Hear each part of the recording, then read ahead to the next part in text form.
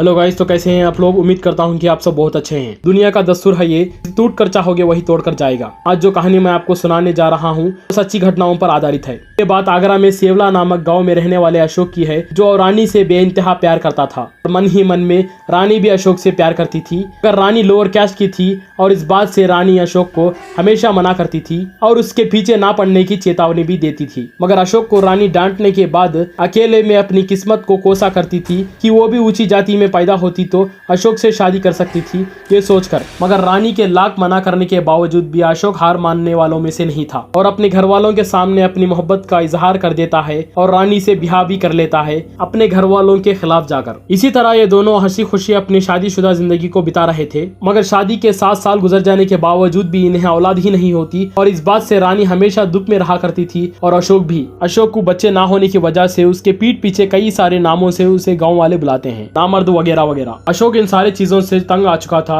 और डिप्रेशन का शिकार हो रहा था। अशोक के बदलते हुए बर्ताव को देख रानी उसे डॉक्टर के पास चलने का राय देती है। मगर आगरा सिटी में जाकर पति पत्नी डॉक्टर से कंसल्ट होते हैं और चंद दिनों में रिजल्ट आता है कि रानी की सेहत और हर एक बिल्कुल सही है, मगर कमी अशोक में ही है। और इस बात से अशोक डिप्रेशन में चले जाता है और अशोक का डिप्रेशन ट्रिगर हो जाता है और उसके मन में कई सारे सवाल आने लगते हैं और अशोक को शराब की लत लग जाती है और रानी पे शक।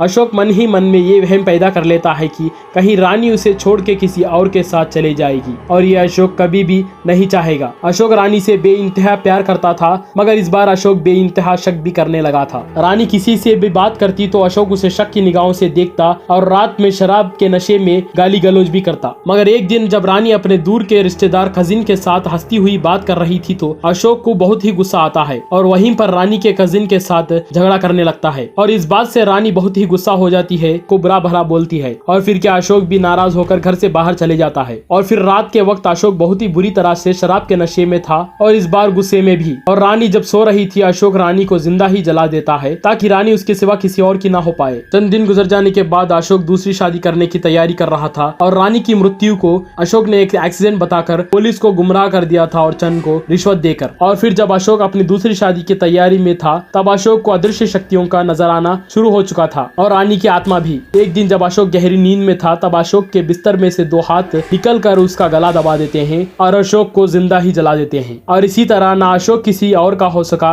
और ना ही रानी। इसी तरह की कहानियां जानने के लिए हमारे चैनल को सब्सक्राइब करें, लाइक और कमेंट करना ना भूलें। मैं आपसे मिलूंगा अगली कहानी में, तब तक अपना ख्याल रखें। Thank you very much.